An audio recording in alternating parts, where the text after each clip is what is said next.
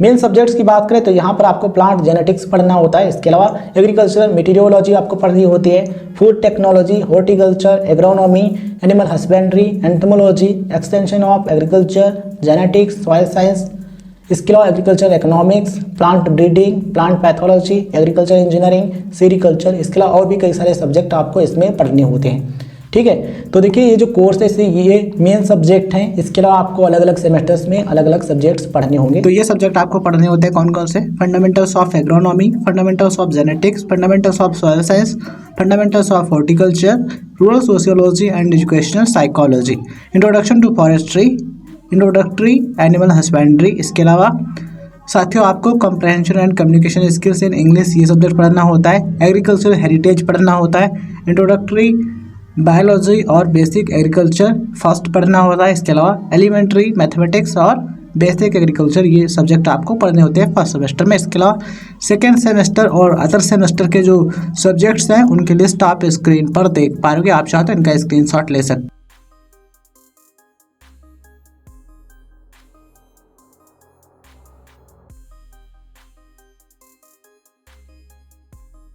साथियों अगर हम बात करें करियर अपॉर्चुनिटीज यानी कौन कौन सी जॉब्स आपको मिल सकती हैं, तो गवर्नमेंट सेक्टर की बात करें तो यहाँ पर आपको यूपीएससी आईएफएस का जो एग्जाम होता है यानी कि यूपीएससी के द्वारा जो इंडियन फॉरेस्ट सर्विस यानी कि भारतीय वन सेवा का जो एग्जाम होता है आप उसके लिए अप्लाई कर सकते हैं और इसको क्लियर करने के बाद आप बन सकते हैं भारतीय वन सेवा अधिकारी यानी कि इंडियन फॉरेस्ट सर्विस ऑफिसर। ठीक है, इसके अलावा आरआरबी एसओ का एग्जाम आप दे सकते हैं और आप बन सकते हैं एग्रीकल्चर ऑफिसर यानी कि एओ बन सकते हैं। NABARD assistant manager grade A और ग्रेड बी का जो जॉब होता है उसके लिए भी अप्लाई कर सकते हैं। FCI assistant grade 3 technical post के लिए अप्लाई कर सकते हैं। इफको एजीटी पोस्ट के लिए अप्लाई कर सकते हैं। इसके अलावा आईबीपीएस, एएफओ या फिर आरटीओ पोस्ट के लिए अप्लाई कर सकते हैं। बात करें फुल फॉर्म की तो एएफओ का फुल फॉर्म होता है एग्रीकल्चर फील्ड ऑफिसर, आरटीओ का फुल फॉर्म होता है रूरल डेवलपमेंट ऑफिसर। ठीक है, तो इन एग्जाम्स के लिए अप्लाई कर सकते हैं। इसके अलावा एसएससी के द्वारा कराया जाता है असिस्टेंट फील्ड ऑफिसर का एग्जाम, इसके लिए अप्लाई कर सकते हैं। इसके अलावा अदर पोस्ट होती हैं उनके लिए भी अप्लाई कर सकते हैं। सीडब्ल्यूसी जूनियर टेक्निकल असिस्टेंट, इसके अलावा जूनियर सुपरिटेंडेंट इनके लिए भी अप्लाई कर सकते हैं।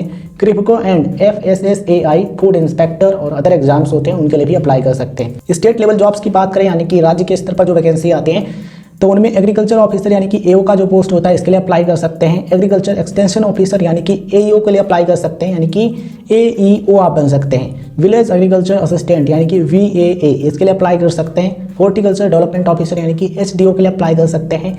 केन सुपरवाइजर इसके लिए अप्लाई कर सकते हैं। टेक्निकल असिस्टेंट, इसके अलावा स्टेट पीसीएस का जो एग्जाम है उसको भी आप दे सकते हैं। इसके अलावा साथियों ग्रेजुएशन के स्तर पर जितने अदर एग्जाम्स होते हैं आप उनके लिए भी अप्लाई कर सकते हैं, जैसे कि यूपीएससी सिविल सेवा परीक्षा यानी कि यूपीएससी सीएसआई जो एग्जाम होता है आईएएस ऑफिसर बनने का या फिर आईपीएस ऑफिसर बनने का जो एग्जाम होता है या फिर भारतीय विदेश सेवा का जो एग्जाम होता है आप उसके लिए भी अप्लाई कर सकते हैं। ठीक है, आप आरआरबी एनटीपीसी का भी एग्जाम दे सकते हैं, एसएससी सीजीएल भी दे सकते हैं। इसके अलावा bank PO, bank clerk examination और सब इंस्पेक्टर का जो एग्जाम होता है यानी कि जो दरोगा बनने के लिए एग्जाम होता है आप उसके लिए भी अप्लाई कर सकते हैं। इसके अलावा ग्रेजुएशन के स्तर पर किसी भी स्ट्रीम, ठीक है, इतना जहाँ पर लिखा होता है कि किसी भी विषय में किसी भी मान्यता प्राप्त यूनिवर्सिटी से उम्मीदवार ने डिग्री किया है तो वो अप्लाई कर सकता है, तो उस भर्ती में भी आप अप्लाई कर सकते हैं।